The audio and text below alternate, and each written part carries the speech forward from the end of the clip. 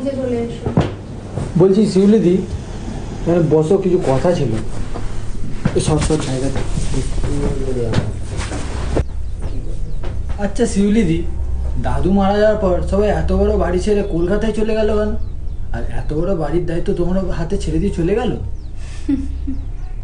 আর মায়ের মুখে শুনেছিলাম এ বাড়ির দাদুর এক মেয়ে ছিল, ওনার এক জমিদার বাড়ির ছেলের সাথে বিয়ে হওয়ার কথা ছিল, কিন্তু কোনো কারণে শুনেছিলাম বিয়েটা ভেঙে গেছিল। কি ব্যাপার বলো তো? ওসব কথা থাক, এখন খেতে চলো, খাবার ঠান্ডা হয়ে যাচ্ছে। না না, তোমাকে খাবারের কথা চিন্তা করতে হবে না, সেটা বলে আমরা অনলাইনে খাবার নিয়ে নেবো। তুমি কেসটা বলো, এই জিনিসটা কি? তোমাকে বলতেই হবে। না বললে তো আর হবে না, আমি তো আর এই বাড়িতে একা থাকি না, মানে? রান্না তো আমাকে করতেই হবে।